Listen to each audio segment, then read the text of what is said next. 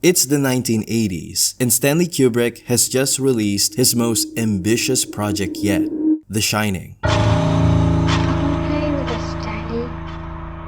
Forever and ever and ever. Here's Johnny! Based on the novel by the King of Horror himself, the film follows a family of three who accepts a position as the off-season caretaker of the isolated historic Overlook Hotel.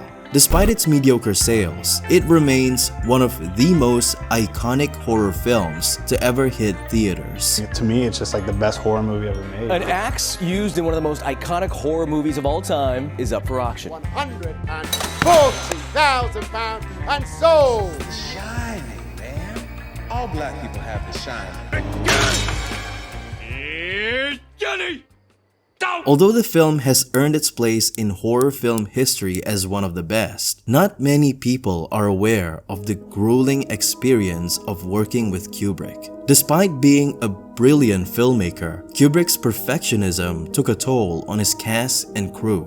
For instance, Kubrick's personal secretary was responsible for writing the famous scene in which Wendy discovers her husband's descent into madness. Following Kubrick's instructions, his secretary had to type "all work and no play makes Jack a dull boy" repeatedly onto 500 pieces of paper, and then repeat the process in 4 different languages to cater for foreign releases of the film.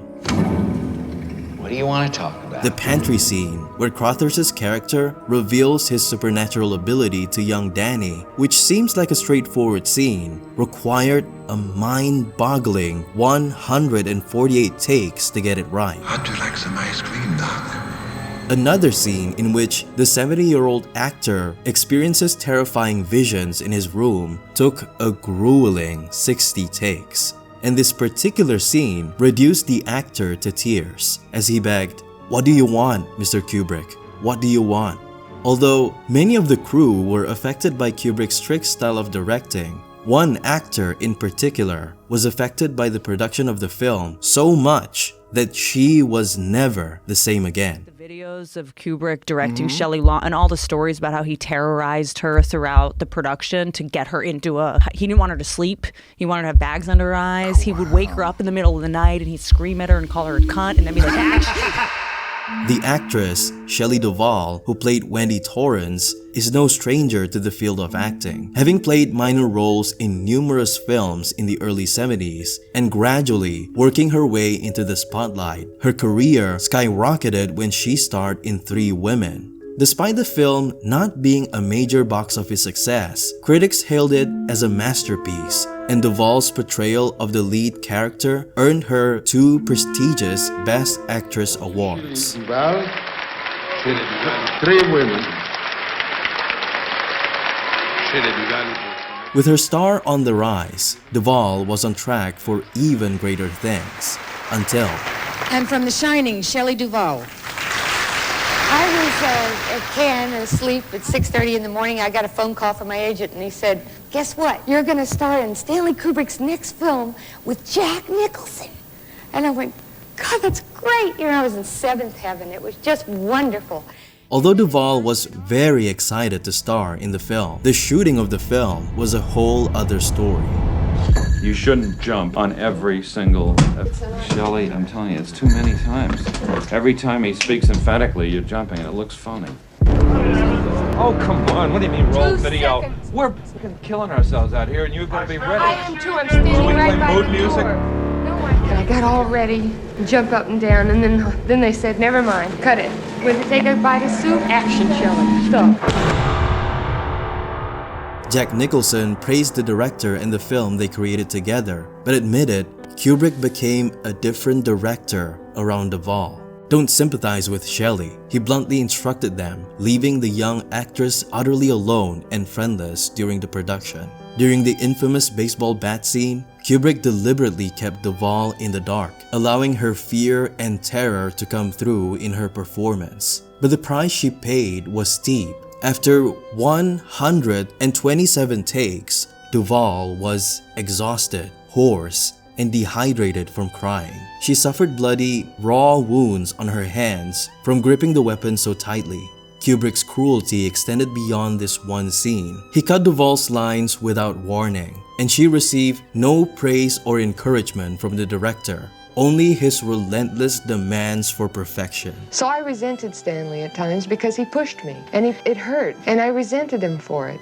I thought, why do you want to do this to me? How can you do this to me? The Shining that you made with Jack Nicholson was set for shooting as I read for about 4 months, and it ran to 9 months. He made you do the scenes over and over again? Actually, it was 11 months 11 altogether, and I was in London to do it for a year and 1 month. It was 9 months that I had to cry straight every day, all day long for 9 months, 6 days a week. And to add insult to injury of the already devastated actress, Duvall was nominated for a Razzie Award for Worst Actress for her over-the-top reaction in the film. Since The Shining, Duvall has starred as Olive Oil in Popeye, a huge contrast to her role in The Shining. But over the years, it became clear she'll never gain the traction she once did. Slowly, she faded out of the spotlight, secretly fighting her mental health. Until, in 2016, Friday on an all-new Dr. Phil. The Shining's Shelley Duvall, from red carpet to near recluse. She was almost unrecognizable. Fortunately, many saw right through Dr. Phil's intention and joined to boycott the episode in respect of Duvall's privacy. Out of all the people that spoke up, the daughter of Stanley Kubrick himself defended her. She was disgusted by the exploitative nature of the interview, and she hopes that others will join her in boycotting the episode because it has nothing to do with treating her well-being but for ratings.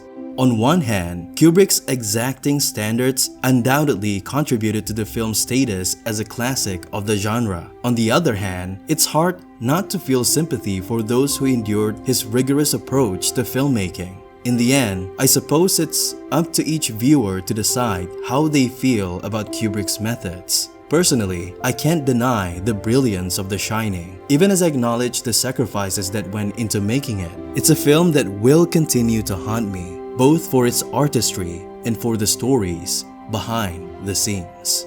You know, you agonize over it, and it's just the necessary turmoil to get out of it what you want out of it. I mean, we had the same end in mind. It was just that sometimes we differed in our means. And I find I really respect him and really like him, both as a person and as a director. I mean, he's taught me more than I've learned on all the other pictures I've done within 1 year's time on one picture.